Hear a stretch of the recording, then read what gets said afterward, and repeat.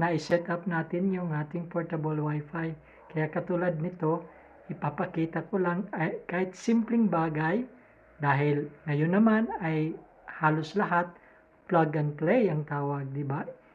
Susundin lang yung instruction na nasa manual na laman ng boxes na isang gadget, ayun, madali lang. Kaya sundan nyo ako. And of course, kung bago kayo sa aking Bisdak TV channel, please don't forget to hit like, subscribe. Okay, sige, tuloy tayo. Para i-set up natin yung ating portable Wi-Fi. Katulad nung nasabi natin doon sa part 1, unboxing our portable Wi-Fi. Ngayon naman mag-set up tayo. So, sige, samahan nyo ako. So, by the way, for those new sa aking channel, don't forget to like and subscribe. Bisdak TV Italy. So, yan ang makita natin sa loob. Of course, most of you aware na kung anong dyan. That's the battery. Tanggalin natin. Oh, by the way pala, na-charge na itong ating portable Wi-Fi ha. Na-charge na natin ng mga ilang oras. And sa loob, makikita natin yung slot kung saan ilagay natin yung ating SIM card. Oh, by the way, depende na rin kung sa inyong internet service provider or most of the provider now, mayroon na silang micro, mayroon ng nano. But in this case, gagamit tayo ng micro. Anyway, pag bumili kayo, mayroon naman na yan eh. Yung SD na malaki, micro, and then the nano. So, bale, ready na natin. At i-insert na natin yung ating SIM card.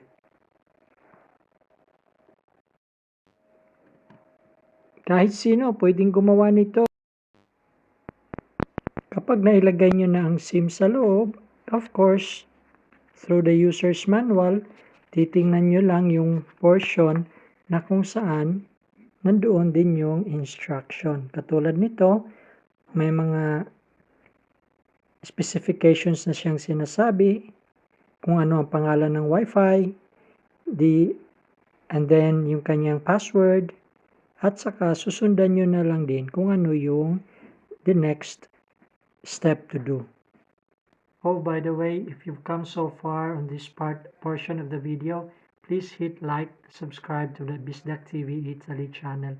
Okay, sige, i-walk through ko kayo starting from Wi-Fi connection and then enter the default username and password, and then kung gusto natin, if you want to change the name of the Wi-Fi connection and the password, kung paano. Of course, all of these are written on the user's manual na susundin na lang natin. Okay. Switch on natin yung Wi-Fi. Here's the power on here. Long press like 3 seconds. And then yung battery, the Wi-Fi connection, and then the signal, magi-green po yan. So yung sa cellphone nyo, of course, you need to switch on or open your Wi-Fi connection para masi-search niya yung name of the Wi-Fi. So ang name ng ating default name is 4G MiFi. So yan, hahanapin na niya yan kasi naka-on na yung ating Wi-Fi. And then, you need to open your browser. In this case, the Google browser. At saka doon, as per instruction, nandun sa kanyang you need to type the local address na given.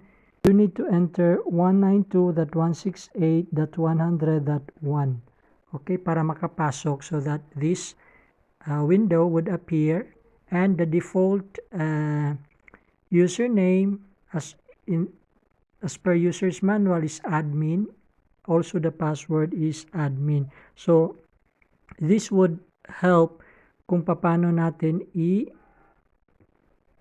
set up yung Wi-Fi name and the password na gusto nating gawin para ma-avoid na may makagamit ng ating Wi-Fi connection. So we need to give the username and the new username of the Wi-Fi and the password para if they want to connect, they could not connect easily but they have to know the password. So, ayan, simple lang, di ba?